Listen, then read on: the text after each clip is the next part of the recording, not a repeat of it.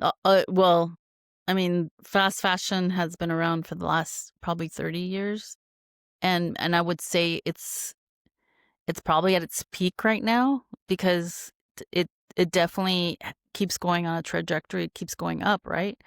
And I would say, we had, people that debate me sometimes. They're like, it's easy for you to say, about thing or just, finding ways to repair and mend your clothing and all that because you're a designer, you Okay. have those skills.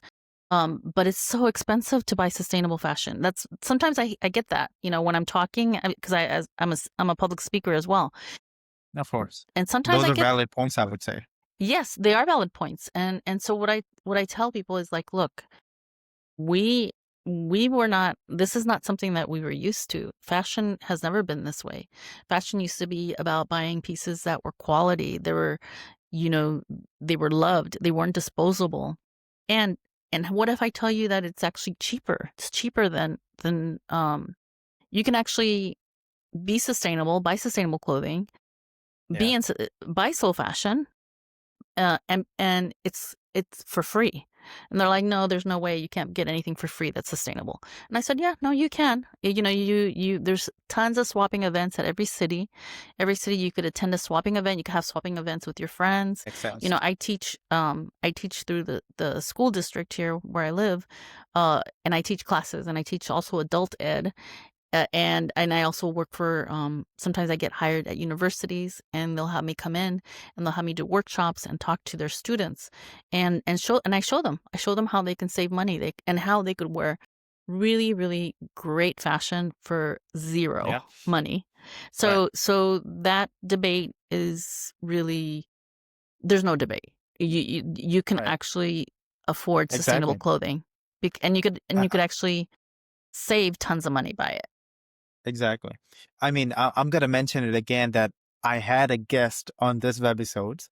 She actually started a company where you can just swap your clothes in your city. You don't have to go outside or far away. Yeah, You just put no. your zip code, your city, and you can find the people who are actually just giving away your size of clothing, and you could just go and swap it out, or you can just get it from them. Not true. Right? There, You, there you, are so many innovations now. yeah. So there's really, I mean, I'm not here to shame anybody. There's no excuse to not try to be more sustainable with your fashion because there's so Right. many That's true. opportunities and so many ways of doing that. Right. Right. I mean, exactly. And if you say like even 10 years ago, I can say, yeah, there were some, stops that you can not fully be aware of it, these things. But now you just have so many things that you just have to do your own search and just go for it with the Yeah, little you could steps that you you could mentioned even before. I mean, between thrifting, resale, vintage purchase, buying vintage clothing, swapping with your friends for free, Exactly. attending swapping events, or upcycling, mending and repairing your clothing, all of that is so much cheaper than buying fast fashion because fast fashion, Right.